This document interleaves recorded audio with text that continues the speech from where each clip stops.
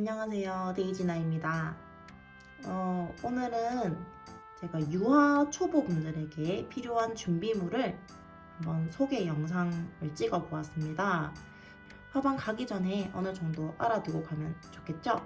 그러면 소개 영상 시작할게요. 첫 번째는 캔버스입니다. 꼭 캔버스에 유화를 해야 하는 건 아니에요. 하지만 유화와 가장 잘 맞는 소재가 캔버스인 것 같아요. 일단 종이나 나무판에 그리면 시간이 지나면 유화 물감의 기름기가 주변에 번지듯이 드러나기 때문이거든요. 이제 캔버스는 다양한 사이즈가 있으니까 한번 화방 가셔서 골라보시면 될 것 같아요. 두 번째로는 이렇게 젯소가 필요한데요. 이 젯소가 무엇이냐면 캔버스에 이 젯소를 발라서 오돌토돌한 캔버스 천을 좀 더 매끈하게 만들어준 역할을 하는 친구입니다. 이 젯소에 물을 조금 타서 큰 붓으로 미치를 해주면 되고, 이렇게 전용 붓을 하나 사두는 게 좋겠죠. 이렇게 딱 젯소만 쓰는 붓이거든요, 저는. 그리고 이 젯소 물을 담을 통도 하나 있으면 좋겠어요. 이거는 제가 약간 녹시 쓸어서 안 썼던 에어프라이용 그릇인데 제가 쓰고 있어요. 에어프라이용 그 틀 같은 거 있죠. 그걸 제가 쓰고 있는데 뭐 좀 더 괜찮은 걸 쓰면 좋을 것 같기도 합니다.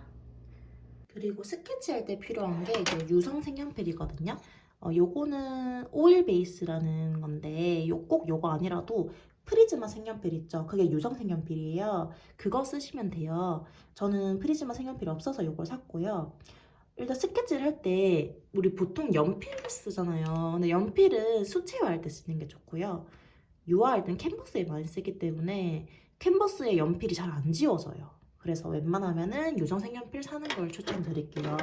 처음에는 밝은색 색연필로 초벌 스케치 먼저 한 다음에 어느 정도 스케치가 됐으면 좀 어두운 걸로 이렇게 좀 마무리 스케치를 해주면 됩니다.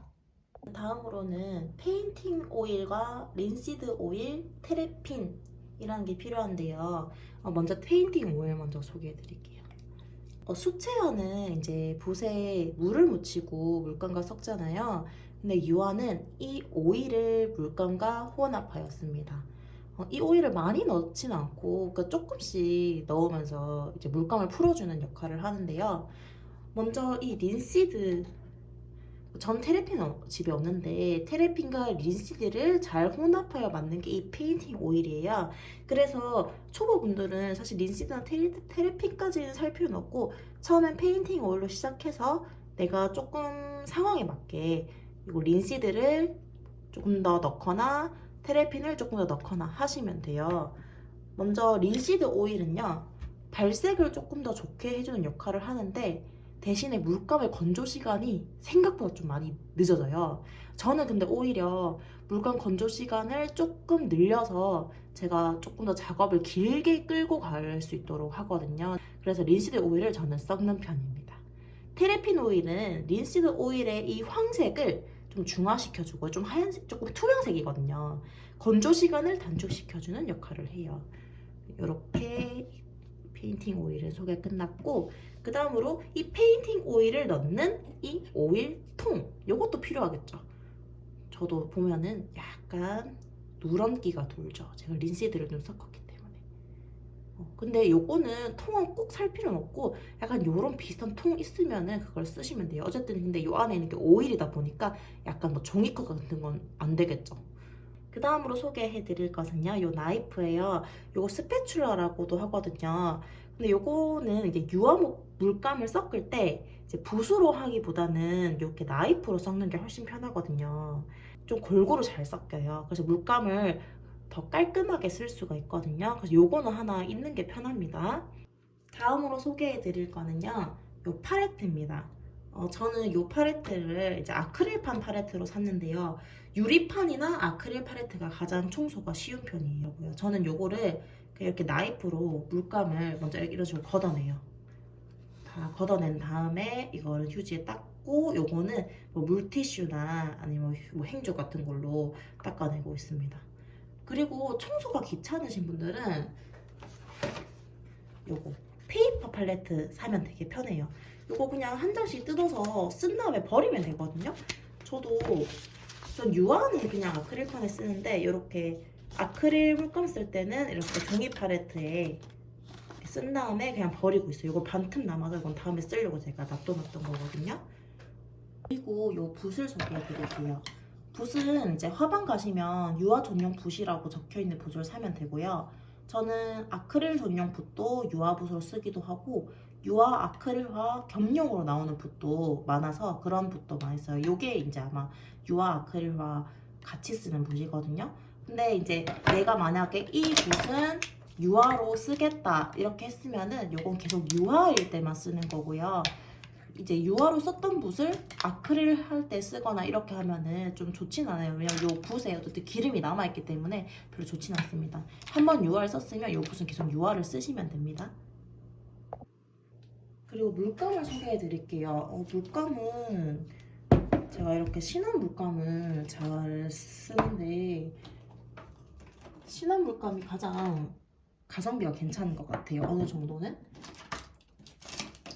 프리미엄 물감 라인은 제가 사실 써보진 않았어요. 아이고. 이렇게 다 묻어버렸어요. 어쨌든 유화 물감이 되게 비싼 편이에요. 그러니까 수채화 물감보다는요. 대신 수채화 물감보다 용량은 되게 크죠. 그래서 생각보다 오래 씁니다. 요거를 잘 쓰는 색이면 되게 뭐 금방 쓰긴 하겠지만 잘 안 쓰는 색이다. 그럼 몇 년씩 쓰기도 해요. 대신에 요 화이트는 큰 거 사주시면 됩니다. 이렇게 160ml거든요. 큰 거 사서 쓰다 보면 금방 씁니다. 화이트는요. 마지막으로 붓 클리너, 세척액, 그리고 석유통 요게 필요하거든요. 요건 뭐냐면 일단 열심히 그린 후에 가장 중요한 작업이 붓 씻기예요. 요렇게 붓이 이렇게 오일 물감에 완전히 절여져 있죠. 요거를 씻기가 참 힘들어요, 생각보다. 일단 뭐 수채화는 물에 붓을 이렇게 헹구기만 하면 금방 씻겨지는데 유화는 붓을 전용 세척액에 하는 게 가장 좋아요. 세척액이 근데 휘발유 추출 성분이기 때문에 요 석유통에 넣어서 쓰는 것이 가장 좋습니다. 붓을 씻는 방법은 일단 붓에 남아있는 요 물감을 행주와 휴지에 최대한 닦아요. 남아있는 것들을 최대한 이렇게 닦아줍니다.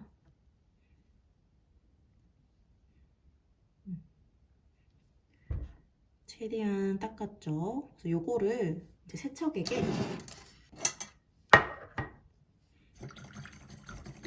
제가 여기에 세척액을 넣어놨어요.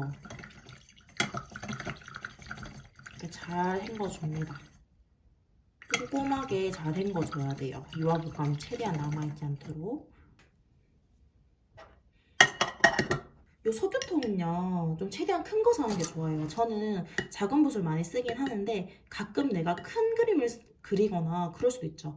그때 너무 작은 거 사면은 요 입구가 작아서 불편하거든요. 요거는 작아 보이지만 요것도 대형이에요. 뭐 특대형도 있고요. 좀 더 큰 사이즈 있으니까 내가 큰 그림 그리겠다 하시는 분은 좀 큰 거 사시는 게 좋습니다. 여러분 도움이 되셨나요?